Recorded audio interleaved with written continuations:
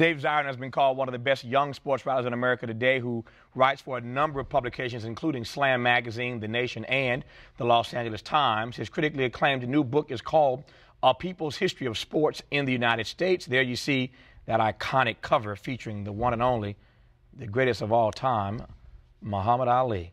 How difficult, Dave, to settle on, and I ask this question because we're working on a book right now, a book of African-American legends across everything, across all eras of human endeavor.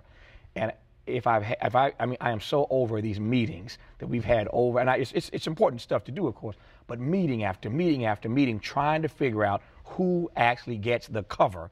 And in sport, I mean, how difficult it was to settle on Ali. Without question, the easiest decision in the whole book was to put Ali on the cover. That's funny. It was so easy, and I'll tell you why, because the book is about the collision of sports and politics. And when you talk about Muhammad Ali, to me, you're talking about the man who belongs on the Mount Rushmore of that sports and politics connection. I mean, at a time when boxing was the #1 sport, really, in terms of popularity in the United States, the heavyweight champion of the world had one foot in the anti-war movement and one foot in the black freedom struggle. And so because of that, you just can't get any better than Ali. And what's the irony for you? I know what it is for me, but it's not my conversation, it's yours. What's the irony for you of how Ali becomes the greatest of all time, the most popular athlete, and at one point, and maybe still now, the most famous person all over the world? Right. The irony of how his being willing with courage and conviction and commitment to stand his ground is so different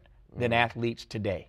Yeah. I mean, there are a lot of ironies when it comes to Ali. To me, there's a tremendous irony, frankly, in the way that he's been embraced by society now in the 21st century.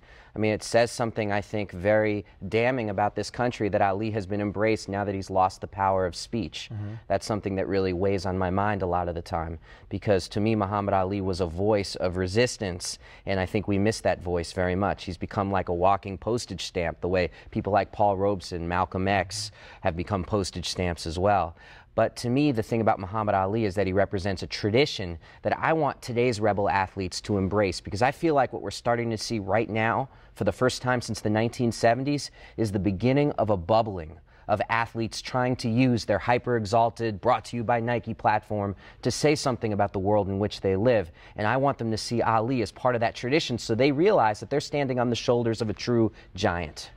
My friend, and you know him well, of course, Bob Costas, has made this point a number of times. Bob's made the point that when Ali opened his mouth back in the day, he actually had something to say. Right. He was a rebel with a cause. Right. Now you just have rebels who don't necessarily have a cause, but they're using, to your point, their platform, their popularity to sound off about something. But what are they really saying? I mean, is it fair to even compare whoever you refer to as a rebel athlete today to a Muhammad Ali? Is that comparison even fair? Well, first of all, the thing about Ali, what he had, which today's athletes don't have, are the 1960s themselves.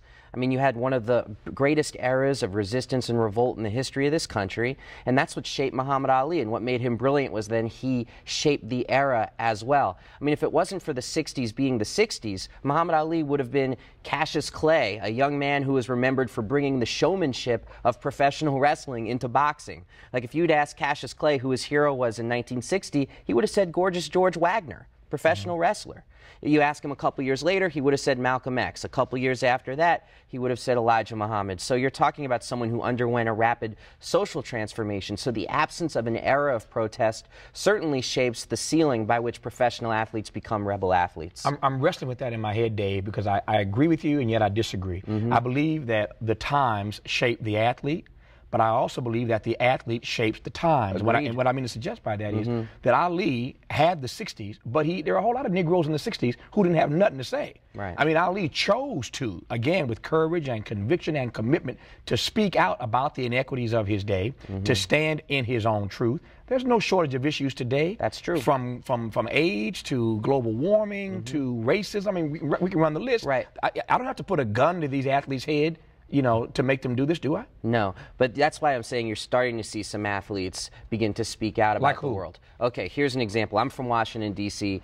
Etan Thomas, who is the center for the Washington Wizards, he has spoken. I've seen him speak at anti-war rallies of 20, 30,000 people and at poetry slams of 10 and 20 people, speaking about the death penalty, about the war, about a whole host of issues. But it's not just Etan Thomas. There's a remarkable growing list of athletes who've said things they disagree with about the war. I mean, everybody from Steve Nash, point guard for the Phoenix Suns, to a member of the world of the Ultimate Fighting Championship, a guy named Jeff Monson, Jeff the Snowman Monson. He comes out to the octagon to John Lennon's Imagine and hands out anti-war pamphlets to people in the crowd when he gets in the ring.